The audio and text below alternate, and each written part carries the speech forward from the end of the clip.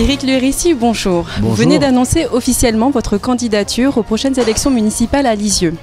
Pourquoi ce choix? Oui, j'ai annoncé il y a déjà plusieurs mois que je préparais à la fois un programme et une liste et une équipe pour les prochaines élections municipales. J'ai d'ailleurs démissionné au mois de décembre dernier de mon poste d'adjoint, à la fois parce que je pensais que le projet centre-ville tel qu'il était présenté par la municipalité était mal ficelé, n'était pas cohérent, et aussi parce que je voulais être en harmonie avec moi-même, et c'était difficile de poursuivre dans une équipe alors que je serais candidat et que le maire sortant souhaitait l'être également. Dans la presse locale, vous affirmez que Lisieux a besoin d'une nouvelle dynamique, qu'il faut réveiller Lisieux. Que proposez-vous concrètement pour la ville? On arrive à la fin d'un cycle. Je crois que cette ville, on le voit depuis 10 ans, un certain nombre de choses ont été faites, positives, d'autres un peu moins, mais globalement, on voit que la ville a perdu des habitants, que malheureusement nous avons le taux de chômage le plus important du département, des classes d'écoles ont fermé, et on voit bien que quelque part, l'image de la ville s'est vraiment appauvrie. On a besoin aujourd'hui, et je le disais, on arrive à la fin d'un cycle, que ce soit à la fois au niveau des équipes municipales, mais aussi des projets, et le projet centre-ville qui a vocation à redynamiser la ville pour les prochaines années, est sorti à 10 mois d'une élection, mal ficelé, mal préparé. Je pense qu'il est temps de relancer une vraie dynamique avec des priorités qui sont bien sûr l'emploi, parce que c'est la première priorité sur ce territoire, se réapproprier le centre-ville et ne pas le déséquilibrer avec de la concurrence qui viendrait de la périphérie, et puis avoir une vraie politique qui soit innovante. Aujourd'hui, il faut tirer cette ville par le haut, ramener de l'animation, ramener de la jeunesse, penser bien sûr à nos aînés, mais malgré tout aujourd'hui on a une ville qui quelque part a une image négative alors qu'elle a beaucoup de potentiel. Si on veut changer l'image de la ville, l'image pour les gens, pour la population, mais aussi pour les gens qui viennent de l'extérieur, on peut rien y faire, c'est le centre-ville. Donc il y a une vraie attention à porter là-dessus, et c'est vrai que l'équipe sortante aujourd'hui a des projets qui ne sont absolument pas les miens. Elle parle d'implanter un multiplex place de la République, qui est un vrai problème déstabilisant pour le centre-ville. Je suis pour le multiplex, mais pas place de la République. En centre-ville, mais pas à cet endroit-là. On va créer des problèmes de stationnement, on va créer des problèmes d'organisation de la place. Donc il faut rénover ce centre. Moi, je milite plutôt pour créer une halle couverte, qui soit un lieu d'accueil, de vie, qui puisse conforter le marché, où on puisse avoir à la fois des réunions, des spectacles, des brocantes, donc vraiment un lieu de vie, mais qui vive toute l'année, et pas seulement le soir, pas seulement au week-end, comme le serait un multiplex. Alors quels seraient vos grands chantiers si vous êtes élu maire de Lisieux?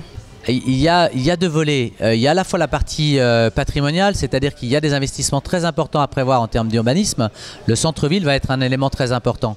Le travail sur Haute-Ville aussi, parce que la ville haute a besoin de requalification au niveau des immeubles, mais aussi au niveau des espaces verts autour. Donc il y a un vrai travail de fond à avoir ici.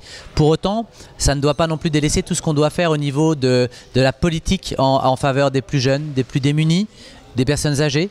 Donc là aussi, il y aura demain, si je suis élu, une vraie politique jeunesse à mettre en place. Quand on voit par exemple notre ville aujourd'hui, on a un skatepark qui est mort, qui n'est pas digne de ce nom, qui est mal placé, et donc là il y a un travail à faire. Il y a un très gros travail aussi à faire sur l'intergénérationnel, c'est-à-dire le travail entre les personnes âgées, les plus jeunes. On a une ville aujourd'hui où les associations ont un rôle très important. Il faut mettre en place une politique beaucoup plus volontariste encore avec eux.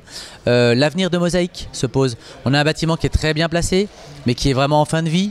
Qu'est-ce qu'on en fait ? Est-ce qu'on le rase? Est-ce qu'on fait une maison des associations? Est-ce qu'on fait autre chose?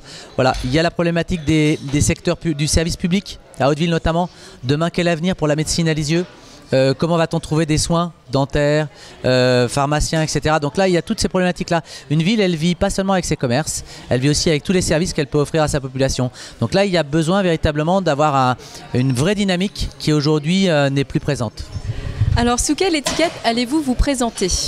Alors ça, c'est une question qui, je crois, occupe plus le microcosme lexovien que la population. Mes idées politiques sont connues, je suis le responsable local de l'UMP, ça fait 10 ans que je milite au sein de ce parti. Pour autant, je pense que sur l'élection municipale, la question de l'étiquette n'est pas majeure. Je pense que, d'une part, le choix d'un maire, on choisit avant tout une personne et non pas une étiquette.